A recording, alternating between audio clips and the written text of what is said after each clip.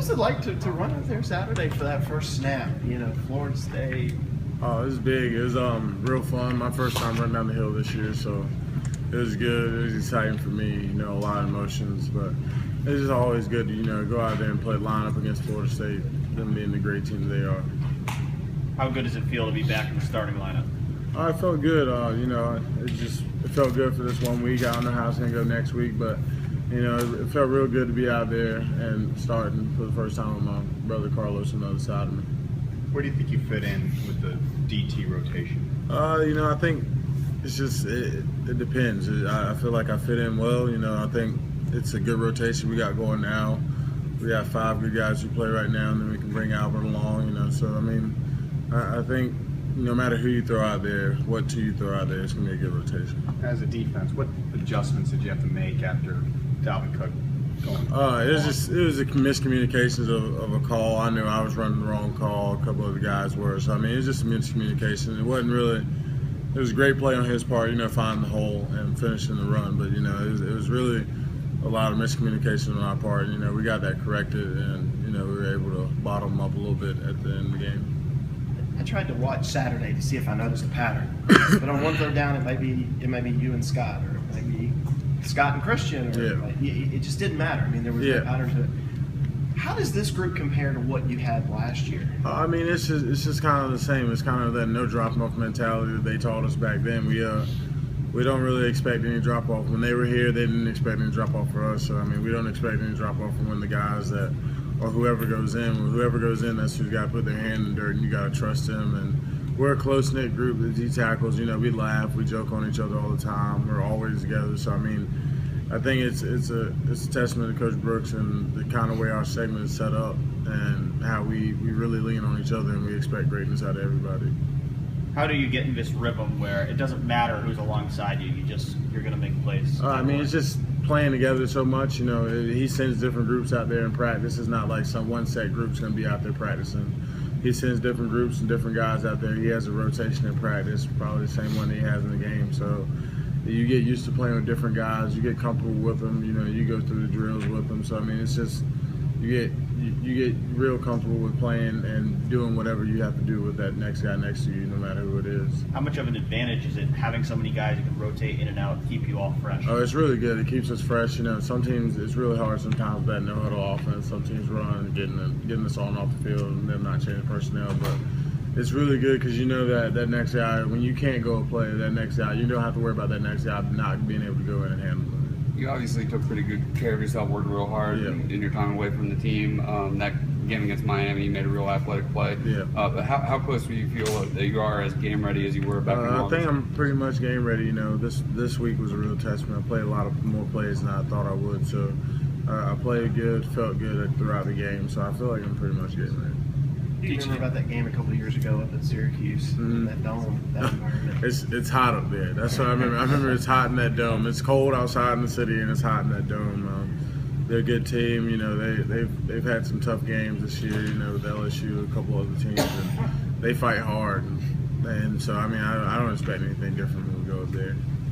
DJ, you talked about how good it felt physically to be out there. Yeah. When you're out there, how good does it feel to be in the right frame of mind too? Oh, it feels good. Brain clear, and I feel like I'm able to do what I need to do.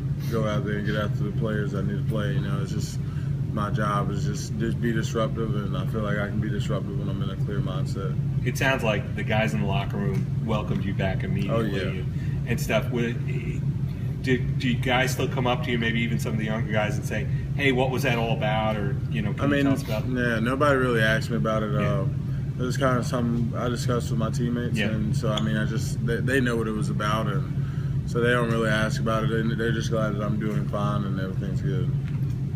You were one of the leaders on the team when you left, and now you're back. Has the leadership role changed, adjusted at all? I don't think my leadership role expectations have changed. I still push the guys. I'm more of not as much of a vocal leader anyway. I'm more of a do it as you will leader and just lead by example. So I think it hadn't changed much. Those guys still come to me, ask questions, and lean on me a little bit. So I think they didn't expect anything different.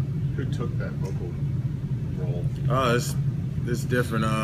In the D tackle section, it's a lot of us don't really talk very much. You know, I mean, especially not to the whole team as much. We talk a lot amongst each other, and I think I'm more of a vocal leader in that segment. But as far as the whole defense, you got guys like Ben, BJ, Kevin Dodd. Those guys talk a lot to the defense. You know, Mac talks a lot to the whole defense. So we got a bunch of guys who talk a good amount. So it's no need to add a few more. The last 2 road games for you guys have been kind of a mixed bag defensively. Did you learn some things from the NC State game that you can carry over to on the road this week? Oh yeah, I think we learned that, you know, we just got to take it down at a time. We can't get too far ahead of ourselves, and you know, we're gonna get our best shot from everybody. So I mean, we got to be ready for that and be prepared that we need to go out there and always play with our backs against the wall and just play aggressive and be smart and know what's going on. Did the coaches give you any kind of message just about winning the division? You know, they were excited for us. You know, they just said we just got to keep going out there and taking care of business. Coach Sweeney's had this thing he's got going 15 for 15. He said, well, we made him print 14. We just got to keep taking care of business so we can get that 15th. But so I mean, they were excited for us. You know, it's always a good thing when you can clinch the division first game in November. So it was good. What did you do anything personally to celebrate? You know, just went home, went out with my friends and my teammates and stuff. So I mean, nothing really too over the top. We were just excited we got a win against Florida State. It's somebody that I hadn't beaten since I've been here. No senior has, so I mean, with the exception of Sharon. But so we were just excited that we finally got over that hump. Yeah, that's what I was going to ask. What did it mean that you clinched the division against Florida State, not against Virginia or anybody like that? Oh yeah, it was important. You know, it's always a big game when we come out and play Florida State. So I mean, it was an exciting game. You know, it was just good to be able to go out there and finally defeat that giant that had been standing in our way. DJ, you missed I'm sorry. Go ahead. Given that everything you've invested in yourself and in this program, it would have been almost tragic for you to miss this run. How important has this been for you? I mean, it's been good. It's helped me grow up a lot. I've faced some adversity and had to really grow up from it, walk through it alone, and you know, had to support my teammates. But it's been good to be able to get back, and it's really important for me to get back. You know, I could have shied away from it, but I really needed to take care of it, so I was glad I got back. Well, you invested a lot strong. In a lot of ways, you're cashing in your investment. Exactly. Was part of it that you kind of felt that your teammates needed you? Was that extra motivation for you to come back? I mean, I knew that I didn't feel like they needed me. They were doing fine without me.